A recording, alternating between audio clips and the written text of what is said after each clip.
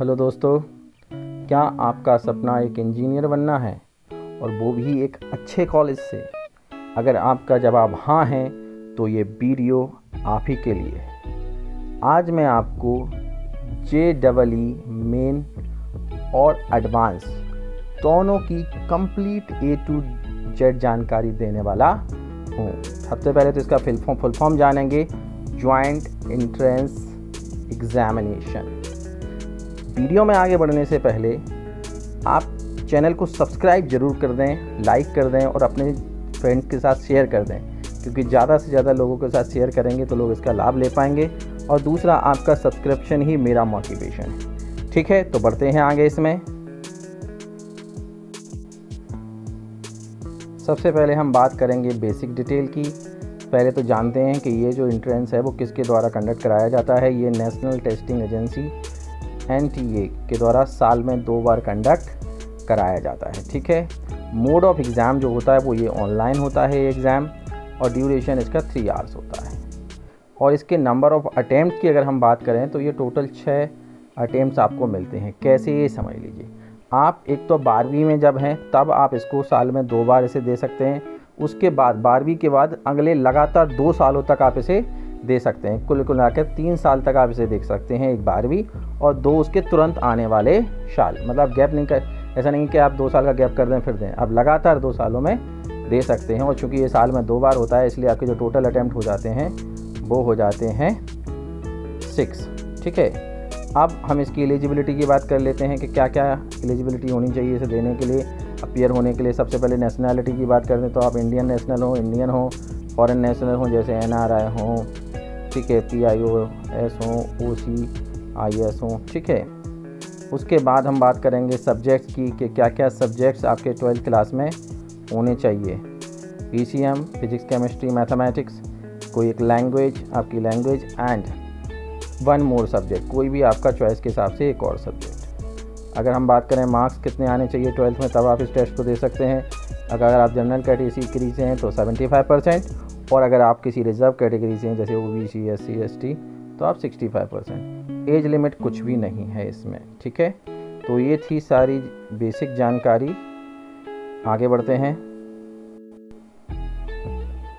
अब हम बात करेंगे एग्ज़ाम पैटर्न की कि इसका एग्ज़ाम JEE मेन का एग्ज़ाम पैटर्न कैसा होता है। अगर हम देखें जो 2021 के लिए जो JEE मेन होने वाला है, JEE मेन, उसमें मैथमेटिक्स में आपको 30 क्वेश्चन मिलेंगे, जिसमें 20 होंगे MCQs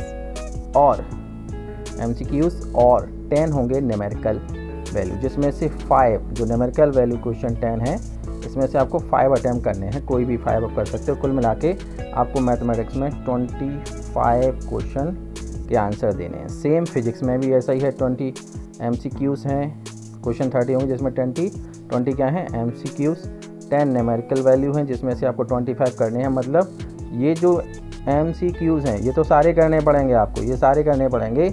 ऑप्शन आपको कहाँ मिल जाता है? ऑप्शन आपको मिलता है न्यूमेरिकल में, जो आपको 5 ही करने रहते हैं आउट ऑफ 10 में से आप इनके 5 ही करने होते हैं। इसी प्रकार से केमिस्ट्री में भी है, वही 30 क्वेश्चन हैं, जिसमें से 25 आंसर करने हैं, जिसमें से 20 MCQs हैं, जो कि 20 में से 20 करने पड़ेंगे, और जो न्यूमेरिकल वैल्यू है 10, उसमें से आप कोई भी 5 कर सकते हो।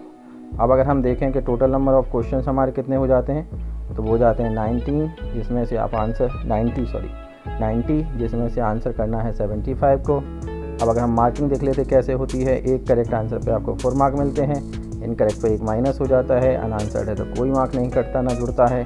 अब टोटल आपके क्वेश्चन हैं 75, तो टोटल मार्क कितने हो जाते हैं आपके 300। ठीक है, और जो आपके न्यूमेरिकल वैल्यू क्वेश्चन हैं उनमें कोई माइनस मार्किंग नहीं होती, no minus marking for numerical questions, उसमें माइनस मार्किंग नहीं होती। माइनस मार्किंग आपकी MCQs के लिए की जाती है। ठीक है, तो ये तो था क्या इसका पैटर्न कि किस तरीके से पेपर आने वाला है, कितने क्वेश्चन आते हैं, कैसे आते हैं, कितने मार्क के आते हैं। ठीक है, चलो तो आगे बढ़ते हैं। अब आते हैं JEE एडवांस। ठीक है, JEE एडवांस पर देखो होता क्या है फ्रेंड, आपका जो मेन है JEE मेन जो है, जो पहला एंट्रेंस होता है उसमें आप IIT, NIT, IIIT जो कॉलेजेस होते हैं उनमें एडमिशन होते हैं। और अगर आपको इंडियन इंस्टीट्यूट ऑफ टेक्नोलॉजी में एडमिशन लेना है, मतलब IIT में ही लेना है, तो आपको जी एडवांस देना पड़ता है, जो कि कहें तो जी मेन का एडवांस वर्जन है, उससे अपग्रेडेड टेस्ट है। और ये बड़ा डिफ़िकल्ट टेस्ट होता है, कहें इंडिया के जितने भी एंट्रेंस टेस्ट होते हैं उनमें से one of the difficult test. ठीक है, अब होता क्या है कि अगर आप JEE मेन में अगर आप 2 लाख के अंदर आपकी रैंक आती है तो आप एडवांस के लिए अपीयर हो सकते हैं। ठीक है, तो JEE एडवांस देने के लिए क्या ज़रूरी है कि आप JEE मेंस दें, उसमें आपकी रैंक आनी चाहिए 2 लाख के अंदर। मतलब हर साल अगर हम देखें तो 1.5 लाख स्टूडेंट जो हैं वो JEE एडवांस का टेस्ट देते हैं। ठीक है, तो सीधी सी बात अगर मैं बोलूं कि अगर आपको JEE मेंस या एडवांस निकालना है, अगर आप किसी अच्छे कॉलेज से, किसी रिनाउंड कॉलेज से BTech या BArch या फिर कहें BE करना चाहते हो, तो आपको बहुत मेहनत करनी पड़ेगी, अपने आप को फोकस्ड करना पड़ेगा। और सबसे बड़ी चीज़, आपको अपने आप पर बिलीव करना पड़ेगा, आपको ये मानना पड़ेगा।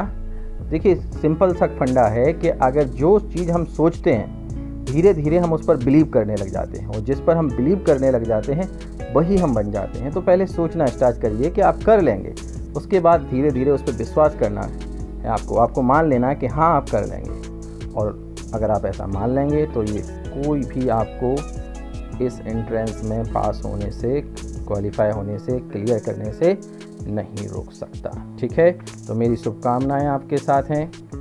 लगे रहिए, खुद पर विश्वास रखिए, भगवान पर विश्वास रखिए, और फिर इस दुनिया में कोई ताकत नहीं है जो आपको रोक सकती है। आप अपना लक्ष्य जरूर पाकर रहेंगे।